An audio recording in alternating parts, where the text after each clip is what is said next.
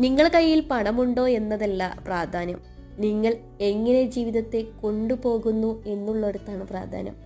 ഒരുപാട് പൈസ ഉള്ളവനായിരിക്കാം, ചിലപ്പോൾ പദവി ഉള്ളവരായിരിക്കാം, പക്ഷെ ഇതുപോലെ ചിലപ്പോൾ അവരും ആസ്വദിച്ചു കാണില്ല.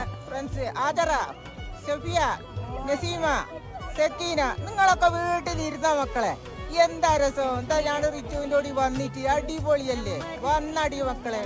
ഇതൊക്കെ നാട്ടിൽ ഈ വയസ്സാം കാലത്ത് കണ്ടില്ലേ, ഈ 55 വയസ്സിൽ ഇവിടെ വന്ന് ഈ മഞ്ഞിക്കിടക്കുന്ന ഇത്ര നല്ല രസേടെ കിട്ടാനോ മക്കളെ.